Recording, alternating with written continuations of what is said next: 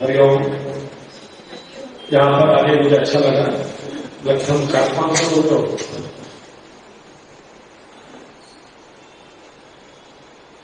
सबसे पहले मैं आभार प्रकट करना चाहता हूँ सुंदर विशेष बाबूजी। कई लोग हैं सुपरिचित चेहरे मुझे देख रहा हूँ, कौन खोल रहे हैं, ऐसे अच्छा लग रहा है। सो थैंक यू चिल्ड्रन विशेष बाबूजी। हिंदी में बोलते हैं, इंग्लिश में बता देते हैं। आज इन 4 दिनों में और 4 दिन आने वाले 3 दिन में हम एक अध्ययन करेंगे भगवत गीता जीवन नौका। नौका माने क्या होता है? नौका, शिप, बोट, नाव। पता है, मैं यह बात कहना चाहता हूं कि पहले मैं शुरुआत धीरे धीरे आदमी व्यक्ति के विकास के लिए भगवत गीता जैसा किताब दुनिया में नहीं है। ये सच कह रहा है, क्योंकि आप उपनिषद पढ़ोगे, उपनिषद का मुख्य उद्देश्य पर्वत आपको जो कहते हैं वो अलग है। अपने आप को जानो। वेद का विषय है, वेद हमारा जो वेद है, वेद का विषय क्या है? 2 ही है, एक ब्रह्म, एक धर्म, दूसरा ब्रह्म। वेद पढ़ने से 2 चीजें हम सामने स्पष्ट हो जाती है, एक है धर्म, दूसरा क्या है? ब्रह्म। अतीन्द्रिय विषयेषु वेद प्रमाण। अब कहते हैं अरे वेद में क्या है?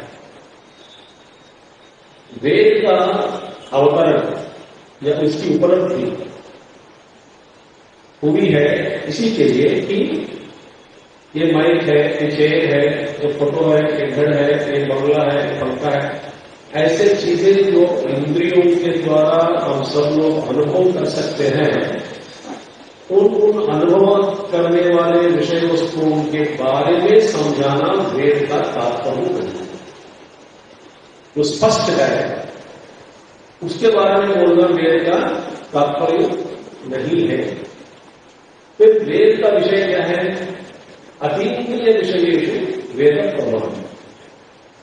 इंद्रियों से भी परे जो है, जो कुछ भी है, जो हम देख नहीं सकते हैं, सुन सकते हैं, सुन नहीं सकते हैं, 5 इंद्रियों के द्वारा, शब्द स्पर्श रूप गंध, इनके द्वारा हम जो आंख, कान इत्यादि 5 इंद्रियों के द्वारा जो हम दुनिया को अनुभव करते हैं, उससे परे और कुछ भी है, उन सब के बारे में वेद हमको ज्ञान प्रदान करता है।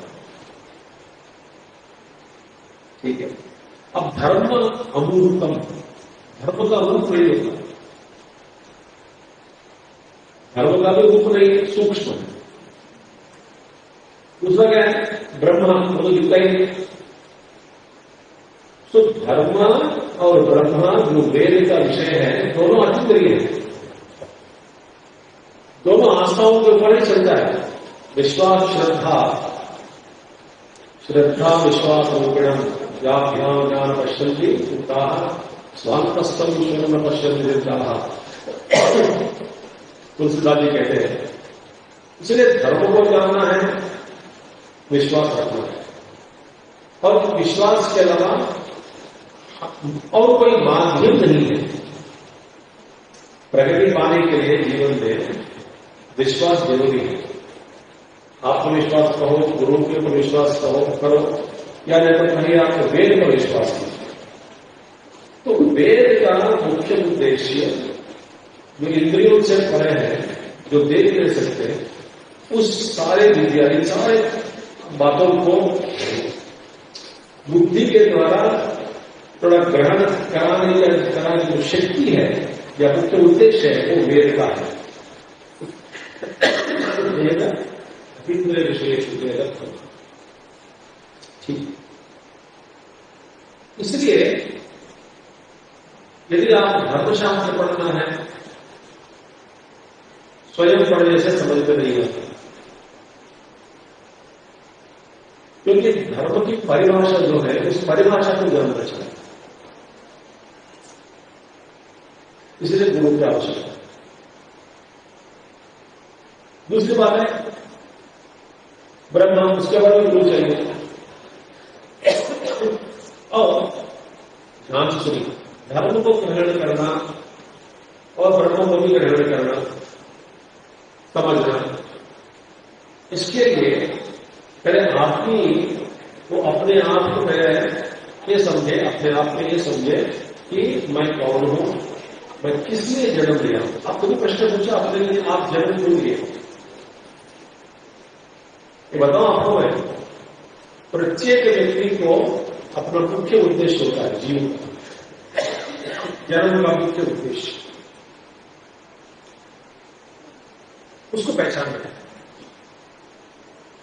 साधारण रूप से कह सकते हैं कि सबका लक्ष्य या मकसद यही है कि आत्मविकास, क्योंकि सब सुख चाहते हैं, निरवधि में सुख प्राप्ति, आत्यंत में दुख निवृत्ति, कितनी बदलती।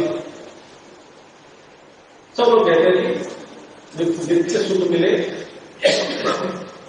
पूरा का पूरा दुख चले। गुरुदेव कहते हैं सब सुख चाहते हैं, सुख के पीछे दौड़ते हैं, दुख से दूर सुख के और। गुरुदेव कहते हैं मैं नहीं जोड़ा। सब लोग क्या करते हैं जीवन में, क्या करते हैं, सुख के और दौड़ रहे हैं और दुख से दूर भाग रहे हैं, कोशिश करते हैं। मगर ट्रेजेडी, अफसोस नहीं बात की है, सुख हमसे दूर चला जाता है, दुख पीछे में चमक जाता है।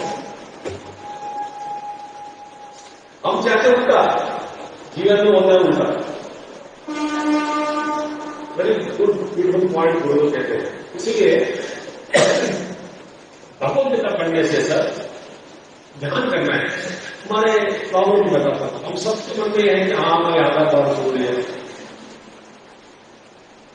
हर लाइन, हर शब्द, हर संधि के साथ हर समझा दूंगा। भगवद्गीता कितने मैं आपको बताता हूं, भगवद्गीता ज्ञान की दृष्टि से अलग है, योग की परिभाषा से बहुत ही अलग व्याख्या होता है, बहुत ही गंभीर व्याख्या,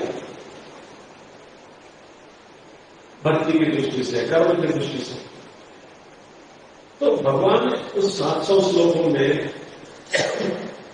इतना ज्ञान विकसित किया, उस सभी व्यक्ति के लिए जीवन जीने के लिए आवश्यक है। ठीक है, अब आप आपको गीता में प्रवेश कर, आप हमें जब जानते हैं, हम नहीं जानते हैं।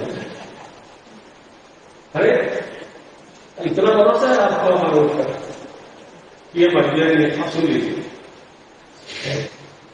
गीता का प्रथम श्लोक क्या है? बोलते हैं धर्म क्षेत्र है। ये प्रश्न कौन पूछता है? धृतराष्ट्र। किससे पूछता है? संजय। ये प्रश्न क्यों उठा है? भैया वहां कुरुक्षेत्र में गए युद्ध करने। अब देखिए तीन अपूर्व मतलब पास्टर्स क्या किए थे। इस प्रश्न का मूल उद्देश्य टाइम पास नहीं है, गंभीर विषय चुकी है इसमें। उसके संबंध में भगवत गीता से पहले, युद्ध से पहले क्या क्या हुआ, यदि आप उसको बड़ा ज्ञान प्राप्त करके उसके बारे में जान लिया जाए, तब आपको पता लगेगा धृतराष्ट्र का प्रश्न के पीछे, इस प्रश्न के पीछे क्या छुपा है। वो कहानी जरूरी है जानना, तो कहानी सुनेंगे। नहीं तो सोचिए लोग, कई लोग सोचते हैं पर और भी चाहिए।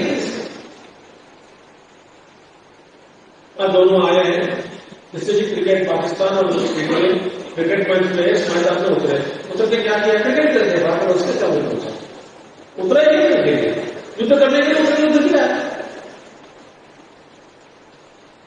नहीं।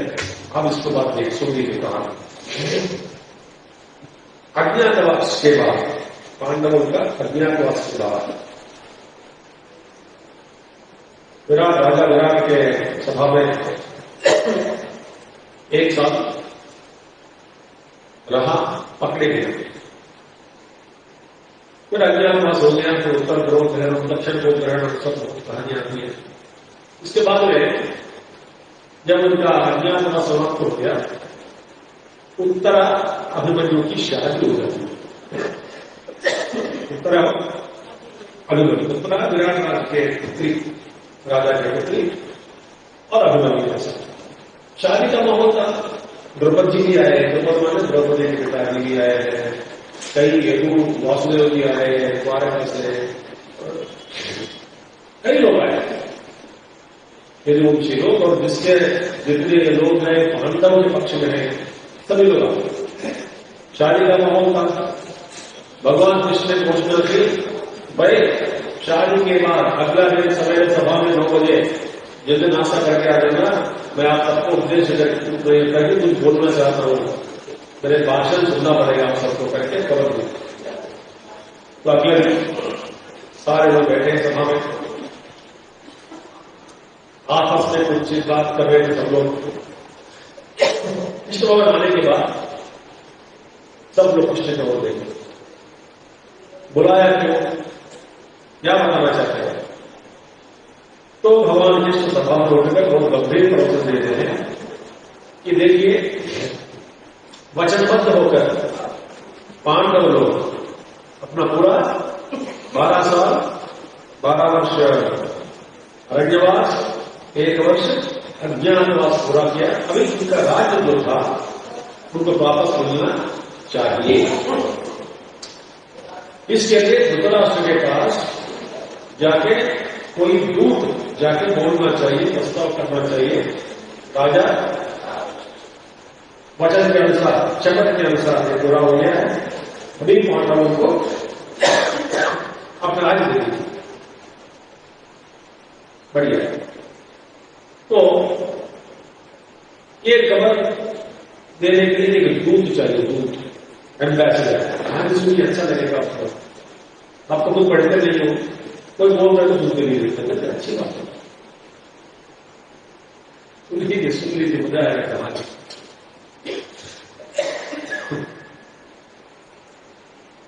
दूत को चुनना, दूत को शिक्षण देना, इसके बाद उनको भेजना। द्रौपदी जी को काम दिया।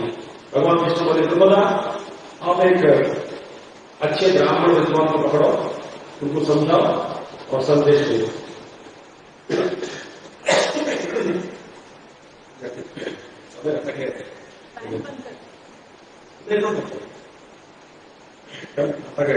जा रहा है कुछ खाया नहीं। अब क्या हुआ कि देखिए, एक ब्राह्मण को चुनकर भेजा संदेश। तो ब्राह्मण गए राजा के पास, बोले, राजा मेरा नाम यह है, मैं आपके लिए संदेश लेकर आया हूं पांडवों से, भगवान कृष्ण से, सभी लोगों से, यादवों से, ये संदेश है, अब अपना राज्य पहला वापस दे दीजिए, सौंप दीजिए धर्मराज। और उनसे कहा गया पंडित से, अब रहेगा वहीं उनसे मैसेज प्राप्त करके वापस आ जाए। राजा लोग गणेश चर्चा करेंगे, कैंड मीटिंग होगी, काफी प्राप्त होता है, क्या करना क्या नहीं करना, तो उनसे समझ केवल नहीं चाहिए क्या बन गए। तो 4-5 दिनों में उनको ये भी काम दिया ब्राह्मण को, जरा नजर लगाओ कि क्या क्या तैयारी हो रही है, से काम भी कब तक क्या है। क्या हुआ, गुजरा से कम खाया क्या? तो बोला ब्राह्मण जी आपने बता दिया अपना संदेश, मैंने सुन लिया, अब तुरंत ये से भाग जाओ, हमारे राज्य में रहने का योग्यता आपको नहीं है, मैं मेरा अपना संदेश भेजूंगा करके भेज दिया। 3-4 दिन के बाद धृतराष्ट्र संजय को भेजा संदेश लेकर। तो संदेश क्या देना है बताओ, राज देना है ना, संदेश क्या देना है? अब ये संदेश मुझे कैसा है, संदेश बहुत लंबा है, आपको मैं कल लिखा। कहते हैं ये पांडव ताऊ जी बोल रहे हैं संजय के मुख के द्वारा, मेरे बेटे, मेरा जो सौपुत्र है बिल्कुल नालायक है, घमंडी लोग है, किसी का बात नहीं मानता, और जीवन का लक्ष्य क्या है? मोक्ष की प्राप्ति। मोक्ष की प्राप्ति के लिए साधना कहां करते हैं? जंगल में। आपको आदत हो गया जंगल में रहना, आप जंगल में रहिए, साधना करते रहिए, मोक्ष के लिए आप प्रयास कीजिए, बस शांति की स्थापना वैसे हो जाती है। कैसा लगा आपको सुनकर? फिर युद्ध करने से क्या क्या होगा, कैसा होता, क्या कुछ नुकसान होता है, ये सब समझाकर संजय को ले जाओ। अद्भुत संजय सुना दे, आप देखना रिएक्शंस। भीम तो बैठे हैं, कभी तो सब होगा, सबको मारूंगा, द्रौपदी का मैंने कुशासन का काफी काट कर रखूंगी मैं, रक्तास्थित हस्तों से द्रौपदी के जो बाल है उसको सजाना है, पवित्र करना है, और जिम्मे तैयार है, धर्मराज क्लियर है। नकुल सर क्या है, हम तो निर्णय लेना है, बड़े 3 लोग भाई लोग हैं, और जो निर्णय लेते हैं कर लेते, वी आर गुड एग्जीक्यूटिव्स, हमको सोचने की जरूरत नहीं। जैसे आपने इसमें जो संजय ने सुना है, सुनने के बाद बहुत गंभीर रूप से सब लोग गुस्से में आ गए। भगवान कृष्ण ने सबको शांत कराया, पर हाथ जोड़कर संजय जी कहते प्रभु मुझे मत डांटना, ये भाषा का प्रयोग मैंने नहीं किया, राजा का भाषा है। उन्होंने जो कहा कहने के लिए मैंने कह दिया आपसे। फिर युधिष्ठिर बोलते हैं संजय जी आप जानता हूं, सब आपका स्वभाव क्या मैं जानता हूं, आप निश्चिंत रहिए, अपना सबका अपना संदेश क्या है, कम से कम 5 राज मानता हूं उसमें। बहुत बढ़िया, संजय वापस आ गया। आने के बाद शाम को 6:30 बजे पहुंचे हस्तिनापुर। तो आप कैसे पता चलता? ऐसा जो है तो दिल्ली वे रास्ते में आपको विश्वास करना पड़ेगा। मेरा एक अभिप्राय है, बच्चों 3:30 पहुंच गए, खबर मिला, खबर दिया राजा से मिलना है, धृतराष्ट्र का टेंशन बढ़ रहा था, पता नहीं क्या खबर देते हैं, नहीं तो तुरंत आया। आने के बाद संजय जी बोलते हैं, संजय जी ज्ञानी है, सूत है, रथचारी है, उनकी बोलचाल जो है ना प्योर नहीं होता, मुंह में बोल देता है महाराज दुनिया में आपसे आप ही सबसे बड़ा बेवकूफ है, इस तरह के लैंग्वेज बोल सकते हैं। महाराज बोला जो कुछ भी हो रहा है उस सब का मूल कारण आप ही है। सत्यानाश होने वाला है कारण आप ही है। संदेश नहीं सुना, संदेश नहीं सुनाया अभी तक। बोलते हुए थक के आया हूं, लंबा सफर था, उपप्रनगर से सत्यना को अकेला रोजगार चला के आया हूं, थक गया हूं। कल भारी सभा में मैं आपको सुनाऊंगा उनका संदेश। अभी आज्ञा दे दीजिए, मैं सोने जा रहा हूं कि चले। रुद्राक्ष महाराज को नींद नहीं लगी, क्या संदेश हुआ होगा। फिर महाराज लोगों को जब नींद नहीं लगती है ना, वो लोग जिसको नींद लगी हुई है उसको उठा के एटेंडेंस करो बोलते हैं। उन्हें खबर भेजा विदुर जी के, विदुर जी को तुरंत भेजो मेरे पास। विदुर जी आ गए। ये युद्ध से पहले महाराज क्या हुआ, नींद नहीं लग रही है। विदुर जी कहते हैं 4 लोगों को नींद नहीं लगती है, एक चोर को नींद नहीं लगेगी, काली पुरुष को नींद नहीं लगती है, चोर को, और बेकार में बैठे बैठे बलवानों के साथ भिड़ गया बेकार में, उसको भी नींद नहीं लगेगी करके 4 बात बताते हैं। और सब कुछ जो खोजा उसको भी नींद नहीं लगता है। आप इन से कौन से कैटेगरी कहेंगे, कौन से कैटेगरी है? बलवान उनसे भिड़ दिया था बेकार में, इसी के कारण नींद नहीं लगेगी। वो सब छोड़ो मत, धर्म के बारे में तब विदुर किया, सवेरे 3:30 पौने 4 तक चला। फिर रुद्राक्ष सोचता है और कुछ सुनना, मुझे और कुछ सुनना है, कुछ है क्या सुनाने के लिए। प्रभु मैं धर्मों के बारे में नहीं बता सकता हूँ, धर्मों के बारे में नहीं बता सकता हूँ, इसीलिए कि मैं शिक्षा देने के लिए मेरी योग्यता नहीं है। ज्ञान प्राप्त कर सकता हो मगर आचार्य बनना मेरे लिए नालायक है, मेरे लिए संभव नहीं है, इसलिए मैं नहीं कह सकता हूं। मगर हमारा गुरुदेव है सनत सुजाती जी, सनत कुमार, उन्होंने कहा कि मृत्यु ही नहीं है, वास्तव मृत्यु नहीं है। ऐसा क्यों सुनाया? भाई मृत्यु के बारे में लड़ो मत, युद्ध होने वाला है, कई लोग मर जाएंगे, लड़ो मत। मृत्यु करके अच्छी चीज नहीं है। दुनिया में सबसे बड़ा जोक क्या है बताओ? मृत्यु। Death is the biggest joke. कैसे? आपका मरने के बाद पता लगेगा ये जोक है, अब नहीं पता चलेगा। वैसे हूं, मोर हैप्पी, मोर कॉन्शियसनेस, मोर परवेसिवनेस, ब्यूटिफुल ऐसा।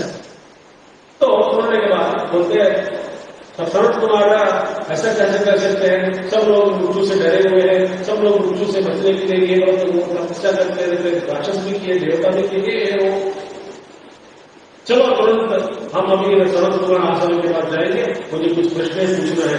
चलो सुनो, संजय सुनो। संजय बोले महाराज ये भूतल में नहीं रहेंगे, वो है ब्रह्मलोक में, कहां जाओगे ब्रह्मलोक उनसे मिलने? तो कैसा? आपकी अनुमति हो तो बुलाओ। हाथ बंद किया, अपने गुरु का स्मरण किया, सनत कुमार आए, वहां सनत कुमार प्रत्यक्ष हो गए।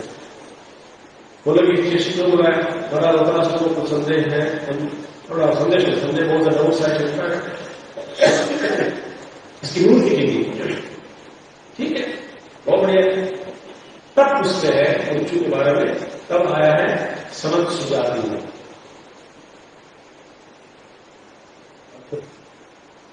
रमा बोल रही मृत्यु करके लिए, मृत्यु करके सिर्फ चीज नहीं है, प्रमाद ही मृत्यु है। वो बहुत चार पद्धत है, बहुत एकदम घातक है, मुझे बहुत गंभीर है, मैं कई बार लिया सबसे सेपरेट बहुत है। इसके बाद हो गया है, बाद में अगले सभा में बात हुई, बच्चे ने बात सुनाई, पांडवों की बात सुनाई, फिर बाद में कोई माना नहीं, ये है वो है, सब भगवान कृष्ण जी आए हैं समझाने के लिए। विष्णु भगवान विश्वरूप दिखा है सभा में सबको, अंधे धृतराष्ट्र को भी दिखे। विष्णु जी कहते ये मैं हूं, मानव रूप धारण किया हूं, मैं ये हूं, वास्तव में मैं हूं, मैं ही सबका आधार हूं। मेरे बात सुनो, युद्ध किए तो मर जाएंगे सभी लोग, कोई बचेगा नहीं।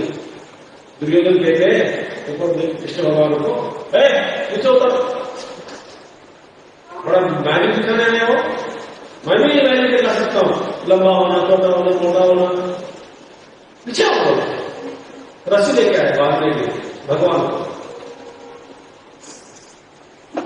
परम मूर्ख है कि नहीं?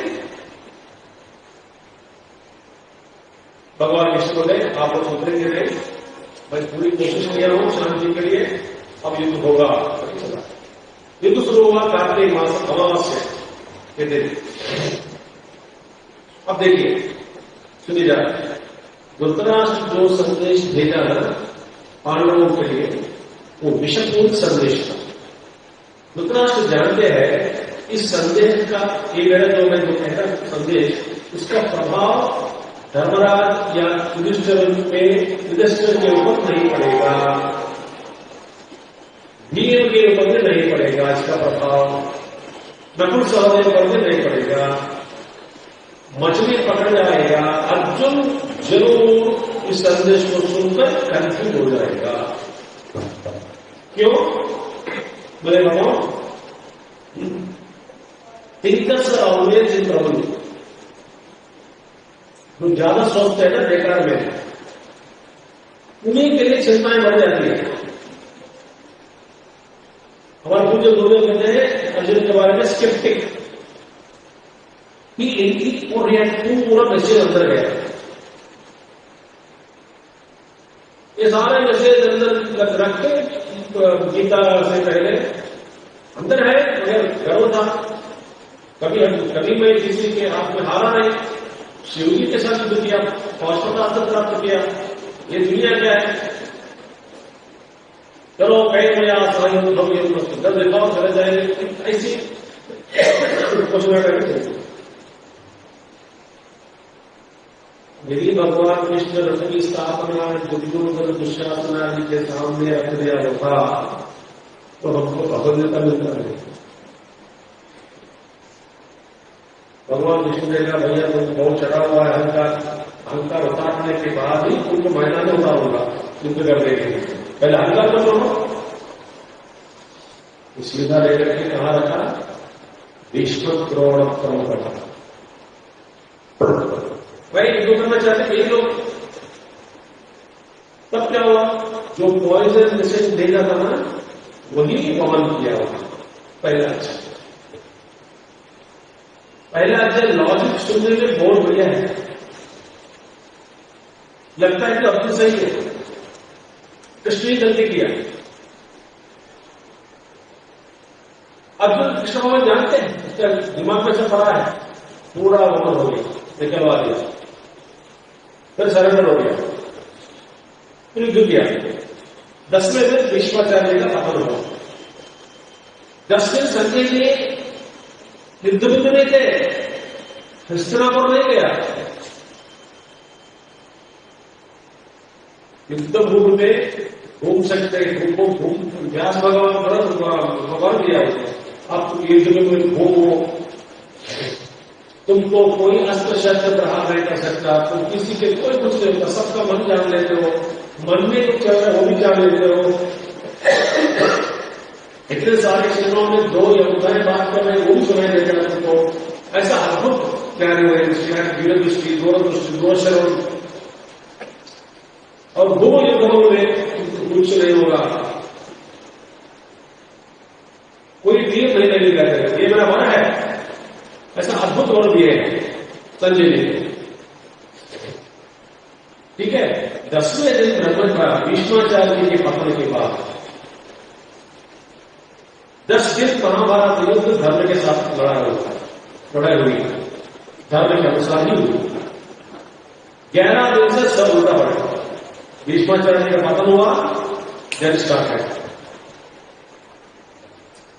तब ये खबर लेकर पहुंचे मार्गशीर्षासन शुद्ध एकादशी के दिन, मतलब अगला दिन 10वें दिन, तो डेट को पहले गया, खबर दिया धृतराष्ट्र को, महाराज भीष्माचार्य जी का पतन हुआ, कुछ शास्त्र में। तो अगले दिन भीष्म एकादशी, मार्गशीर्ष शुद्ध एकादशी, गीता जयंती के दिन संजय जी को, जो धृतराष्ट्र को सुनाता है, जो धृतराष्ट्र को, वही उसी दिन मानव जाति को एक गीता मिली। भगवान कृष्ण अर्जुन को कब बताया? 10 दिन पहले बता दिया। अब ये बात सुनने के बाद धृतराष्ट्र के मन में ये शंका हुई, अरे संजय, इंटर ब्रैकेट बता दो, तुमको मेरा संदेश लेकर के भेजा, तुम सही सलामत उस संदेश को सुनाया या नहीं? सुना दिया होगा तो अर्जुन जरूर युद्ध करने का सामर्थ्य जो वो तो होकर बैठना था। अब मेरी शंका क्या है, भीष्माचार्य को तीर छोड़कर उनको नीचे गिरा देगा, इतनी शक्ति, ताकत, धैर्य कहां से मिली उनको? मिला नहीं क्या कहता? मेरा डाउट संदेश, मैंने संदेश जो भेजा तो विषपूर्ण संदेश, उसके प्रभाव में पड़कर तो युद्ध करने का सामर्थ्य कौन होता है? उल्टा होया भी नहीं, भीष्माचार्य को मारने की शक्ति कहां से मिली उनको? अब बताओ, पहले कुछ नहीं, अब बताओ संजय, धर्म क्षेत्र कुरुक्षेत्र समन्वय, पहले से बताओ, कुछ ना कुछ हुआ जिसके कारण अर्जुन के अंदर इतना सामर्थ्य आ गया, धैर्य, साहस, समथिंग हैपेंड। बताओ क्या हुआ? मुझे समझ नहीं आ रहा। तो तुमको संदेश सुनाया ना सुनाया, कुछ ना कुछ हुआ होगा। इतना हिम्मत बढ़ गया, हिम्मत से तीर छोड़ा, पांडवों में भीष्माचार्य द्रोणाचार्य में कुछ हुआ होगा। क्या हुआ मुझे बता? इस प्रश्न का आंसर नहीं। बीच में कौन है? कृष्णा। भगवान कृष्ण क्या किया? पहला उसका दिमाग में जो कचरा बैठा है तो हटा दिया, मजबूत किया।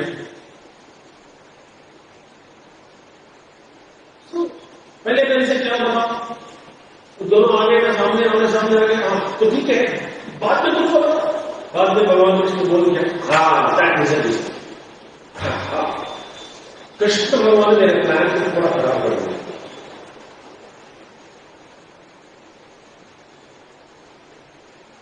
गीता सुना है ना? Okay. Otherwise, it is impossible for Arjuna to get that much courage to shoot arrows at Bhishmacharya. Impossible. वो मार नहीं सकते। अब ये प्रश्न का आंसर पूछो, पहले से बताओ क्या क्या हुआ करना है। अब देखो कितना नहीं इसमें अववेता लोकसभा मामता पांडवाश्चैव किम अकुर्वता, क्या किया क्या है? कुछ नहीं। संजय पता है क्यों सुनाया गीता धर्म को? इसलिए अभी भी लेट नहीं हुआ, अभी भी युद्ध खत्म कर दिया।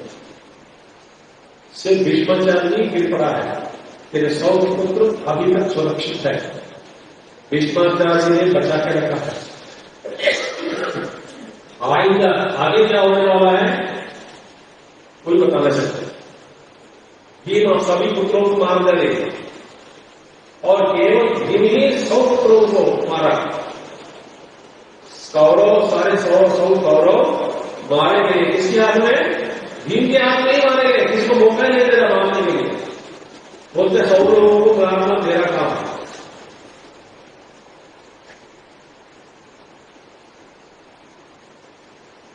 तो भगवत गीता अब और एक संक्षिप्त बात, चले अर्जुन आए हैं, फिर आप जानते हैं डरे गाली हो सब सब कुछ बोले कुछ देते हैं काम से विश्वतरा नो राज्य सिंहों में जीवते रहा, जीकर भी क्या फायदा?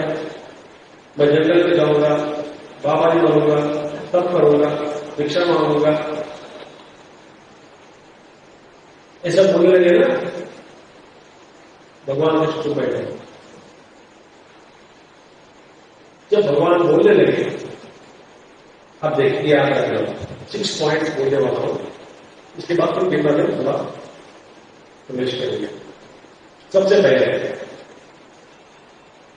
अर्जुन के लिए संदेश यही है, अर्जुना सुनिए, it is your duty to fight. युद्ध करना तेरा अंडरलाइन, युवर युद्ध करना तेरा कर्तव्य है, तेरा नहीं है, तेरा अंडरलाइन करना। It is your duty, not my duty.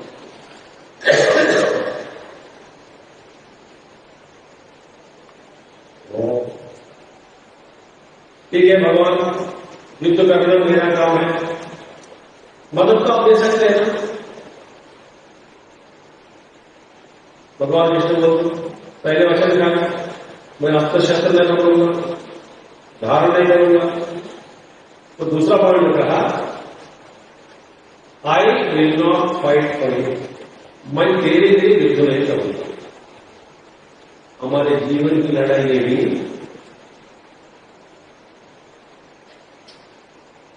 हमारा काम, हमारा कर्तव्य हमारा है, भगवान का नहीं। हाँ तो ठीक है, भगवान मदद करोगे कोई नहीं करेगा, युद्ध करना तेरा काम है और मैं युद्ध नहीं करूंगा तेरे लिए, तेरे बदले में या तेरे साथ मैं युद्ध नहीं करूंगा, करना ही युद्ध। अर्जुन ने बोला साथ दोगे, नहीं दूंगा। युद्ध करोगे, नहीं करूंगा। युद्ध करना तेरा काम है। दूसरा पॉइंट, वही रहेगा युद्ध करूंगा। तीसरा, ठीक है भगवान, आप तो बोलते हैं युद्ध करना मेरा जॉब है, कर्तव्य है, मान लिया। ये भी मान लिया कि आप मेरे मदद नहीं करेंगे, युद्ध नहीं करेंगे मेरे साथ खड़े रहकर। ठीक है, मैं अभी युद्ध भी छोड़कर भागना चाहता हूं। भगवान विष्णु बोले, तुमको भागने भी नहीं दूंगा अपने कार्य क्षेत्र से। हमारे जीवन में हम कई बार भागने की कोशिश करते थे,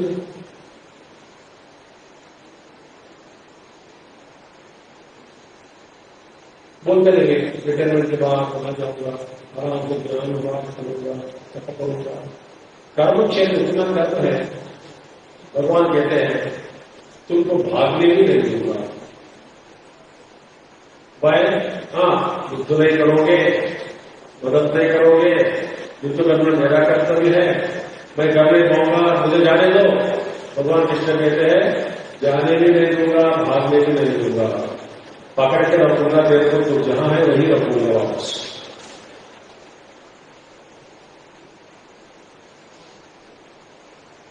Nor I allow you to escape from your duties.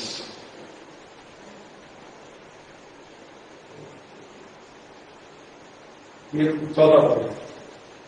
तो ठीक है प्रभु, आप युद्ध में नहीं करेंगे, मुझे भागने भी नहीं देंगे, ये क्या झंझट है? फिर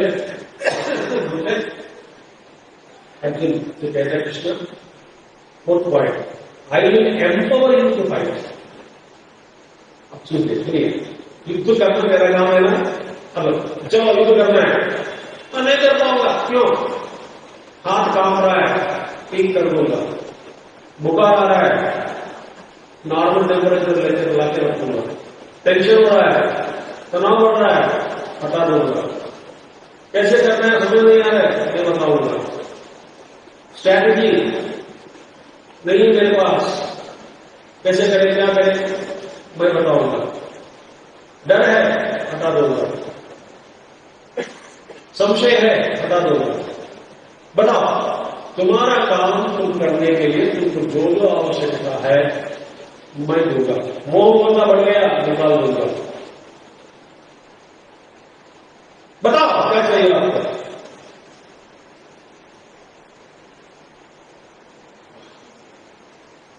बताओ क्या चाहिए, युद्ध करवाऊंगा तेरे से। युद्ध करने के लिए जो जो चाहिए बताओ, मैं दूंगा। बताओ क्या चाहिए। ममता ज्यादा हो गई, हटा दूंगा, काट दूंगा बोलूंगा।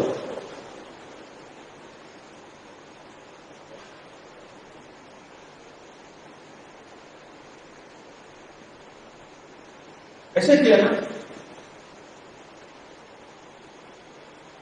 तो शारीरिक स्थान पर, शरीर, मन, बुद्धि के स्तर पर जितने भी प्रॉब्लम्स है तुम्हारा, समस्याएं हैं, सभी सारे समस्याओं को मैं उठा के उखाड़ के फेंक दूंगा, तुमको मजबूत बनाना। तो तुम्हारी कमजोरियां कहां है, क्या है, कितने हैं, इसका उल्लेख करो,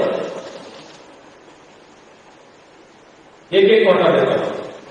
भाई अपने बारे में बात कर रहा हूं मैं, सुन रहे? डेली हमारा ड्यूटी होता है, करने खाते हैं, भगवान के अंदर मैंने करूंगा तेरा ड्यूटी, बताओ क्या चाहिए जरूर करने के लिए।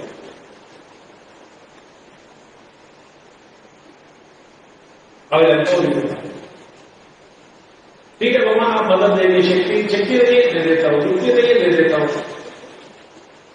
ताकत चाहिए दे दूंगा, जो चाहिए बताओ, मुझको जीतना है, क्या चाहिए तुझे? डर है, हटा दो। ऐसा बोलने के बाद भगवान कृष्ण कहते हैं, जितने भी शंकाएं हैं तुझे, उन शंकाओं की निवृत्ति करूंगा, मगर ये कभी सोचो मत मैं तुमसे दूर हूं, मैं तेरे साथ ही रहूंगा, मगर युद्ध तो नहीं करूंगा, युद्ध तो करना है।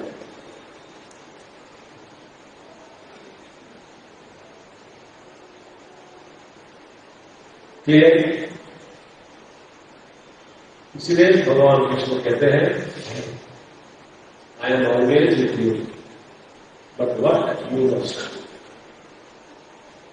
सभी लोग अपने अपना कर्म के लिए लेकर के आए हैं, कर्म के अनुसार कर्तव्य कर्म करना ही पड़ेगा। भागने में देंगे भगवान, बोल के जहां है वहीं ठहरो, मैं तुम पर मजबूत बना के तेरी जीवन की लड़ाई में तुम्हारी जीत होगी, जरूर होगी, मैं प्राप्त कराऊंगा, दिला दूंगा जीत। तो एक ही काम करना, मेरे ऊपर विश्वास है, मुझे पुकारो, मुझे बुलाओ, न मे भक्त पराश्चर्य।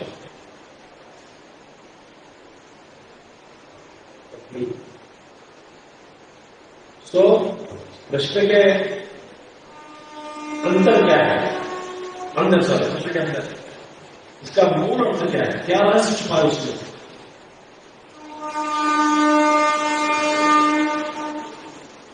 ठीक, अब थोड़ा प्रवेश करेंगे विषय में। संक्षिप्त में आपको कुछ श्लोक मैंने सुना है भगवद गीता के, हो सके तो आप भगवद गीता के साथ लेके आएंगे।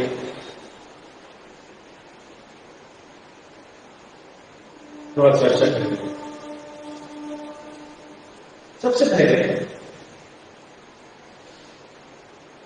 जीवन के गुंडों कहते हैं, जीवन जीना मतलब क्या है, उसका निर्वचन क्या होता है? बोलते गुंडों कहते हैं it is a constant interaction between me and the world. बचपन से, जन्म से लेकर के मृत्यु तक मैं और ये दुनिया के बीच में जो हमेशा कुछ ना कुछ चलते रहा है, व्यापार हो रहा है, इस व्यापार का नाम ही जीवन है।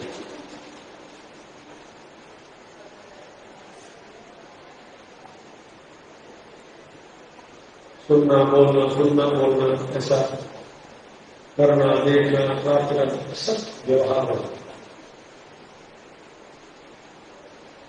मैं कभी कंपनी में काम करने के समय हमारा एक बिग मीटिंग हुई, कई जगह बड़े होटल में। तो हमारा वो कंपनी के उस जमाने में 40 साल पहले कोई एमपीए हो, गोल्ड मेडलिस्ट हो, उन लोगों को सीट में बिठा देते थे कंपनी में।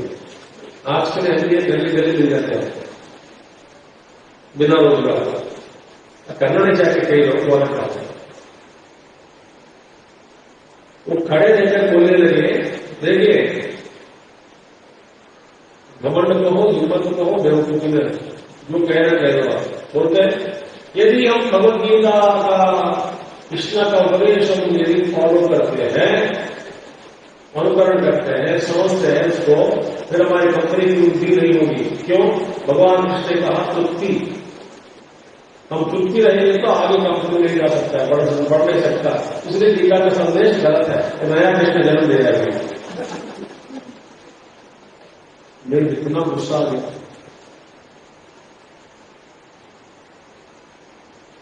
संतुष्ट सततम वो कहते हैं संतुष्ट रहने से हमेशा खुशी रहो, तृप्ति पाओ, तृप्ति पाने से कंपनी आगे नहीं बढ़ेगा। ऐसे ऐसे कई चीजें, कई लोग मुझसे पूछते हैं ये कैसा हो सकता है, वो कैसा हो सकता है, ये कैसा हो सकता है। इसका अंतर क्या है बता देता जवाब। वर्तमान में हम जी रहे हैं, भविष्य में नहीं जी सकते हैं, भूतकाल में भी। भूत और भविष्य केवल दिमाग में बैठा है, स्मृति के रूप में। भूतकाल स्मृति के रूप में, भविष्य आने वाला काल मन में एक लक्ष्य के रूप में, आशा के रूप में बैठे। अब जीवन जी रहे हैं कहां? वर्तमान में ही जी सकते, न भविष्य में न भूतकाल में। अब संतृप्ति माने अभी तक जो मिला जीवन में, मैंने बीत रही ये बातें ऑलरेडी सब मिली से एक साल जो तो मैंने इकट्ठा किया, प्राप्त किया, उसका फल वर्तमान में जो मिला उससे संतुष्ट हो जाओ। क्योंकि मन जब संतोष हो जाता है, संतुष्टि होती है, मन को संतोष व्यक्त होता है, तब क्या होगा? वैसा संतोष मन मैंने पूर्ण मन वो भविष्य के लिए काम कर सकता है, जो वर्तमान में अच्छे से काम कर सकता है, चंचल हुए बिना। बीत गई बातों को मुझे ये नहीं मिली, वो नहीं मिला, ऐसा बोलते बोलते जीवन जी रहे सब तृप्ति के बिना, मैंने वर्तमान का समय भी बिगाड़ रहा है। तो वर्तमान समय में हमारा मन को सुरक्षित रखना, आनंदित में रखना, फ्री रखना, ताकि भविष्य की ओर अच्छे से काम के लिए आगे बढ़ने की ओर ध्यान लगा सकते हैं, मेहनत कर सकते हैं। मेहनत वर्तमान में हो सकता है, वर्तमान में होना है तो मन शांत रहना है, शांत रहने में तृप्ति पाना, तृप्ति विद रिस्पेक्ट टू पास्ट। भूतकाल के हिसाब से, भूतकाल की दृष्टि से वर्तमान में तृप्ति ही नहीं है। तब हम आगे भविष्य के लिए वर्तमान में अच्छा काम कर सकते। वर्तमान में अरे तृप्ति नहीं मिली, तृप्ति नहीं मिल रही है, पता नहीं मुझे प्राप्ति नहीं, मेरे तृप्ति नहीं हो गया, ऐसा 10 दिन होया लगा है। 10 दिन गए कि नहीं? तो भगवान कृष्ण कहते हैं संतुष्ट सततम। तो हम जीवन जी रहे हैं। Please I very important topic भी बताऊंगा आपको आज भी कल भी, क्योंकि हमारे मन में ऐसी भावना बैठ गई कि कोई श्लोक सुनते ही हम जाते हैं। मन को अहंकार, ईगो ना, बोलते I know this, I know this, I know this, ये मैं जानता हूं, ये मैं जानता हूं, कई बात पूछ रहा हूं, ये क्या पढ़ाया, वो क्या सुनना है। कल मैं आपको दिखाऊंगा नहीं, मन में कर्म के एरिया है। अब देखिए वर्तमान में ये रहे कर्म योग में कुछ कर्म योग कुछ लोग चुना है, 9 का आयाम है। सबके कर्म, कोई भी व्यक्ति कर्म के बिना रह नहीं सकता। नंबर 1, कर्म ही जीवन का आधार है, मेहनत ही जीवन का आधार है। नंबर 2, और भगवान कृष्ण कहते हैं कर्म के मार्ग का रास्ते, उस श्लोक के बारे में कल बात करेंगे, ज्यादा चर्चा करेंगे कल, पढ़ेंगे भी साथ में, किताब लेके आएंगे। इस श्लोक में जैसे लोग समझते हैं ऐसा अर्थ नहीं है। माने लोग इस श्लोक के बारे में ऐसा सोचते हैं कि भगवान गलत बोला, बोलते कर्म करो, फल की आकांक्षा मत करो, फल की अपेक्षा मत रखो, केवल कर्म करो। कई लोग पूछते हैं स्वामी जी, भाई कर्म शुरुआत करते हैं कोई लक्ष्य या फल को सामने रखते ही, रखने के बाद ही कर्म करते हैं ना?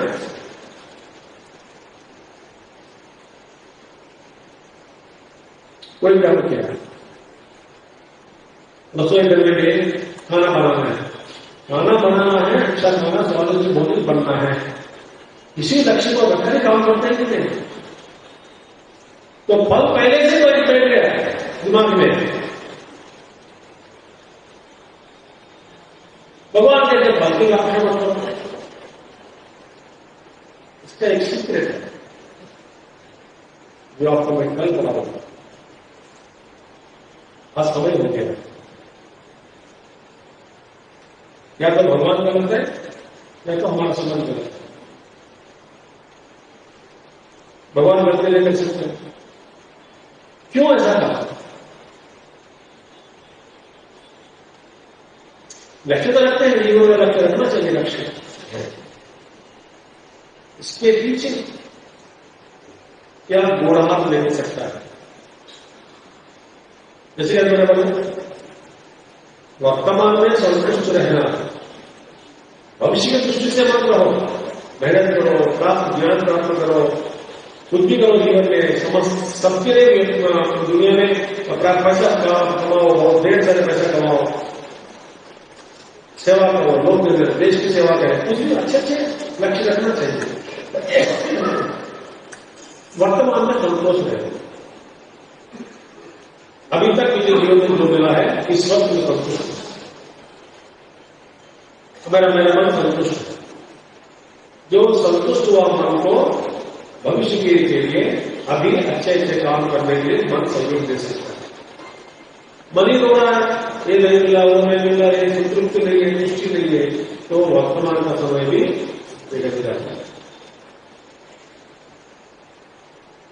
तो भाई कर्म के लिए कर्मण्यवादी काल से श्लोक का अर्थ क्या है? कर्म शब्द, क्योंकि कर्म के लिए हमको अधिकार दिया, मुझे धारण किया, कर्म करना ही पड़ेगा।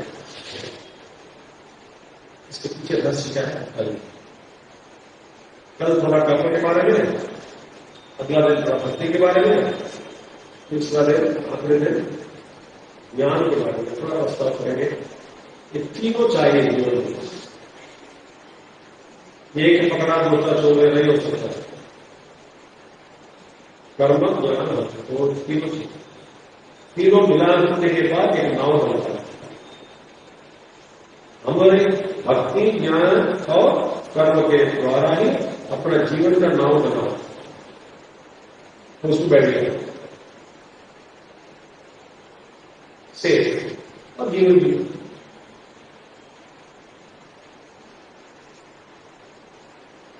आज हरि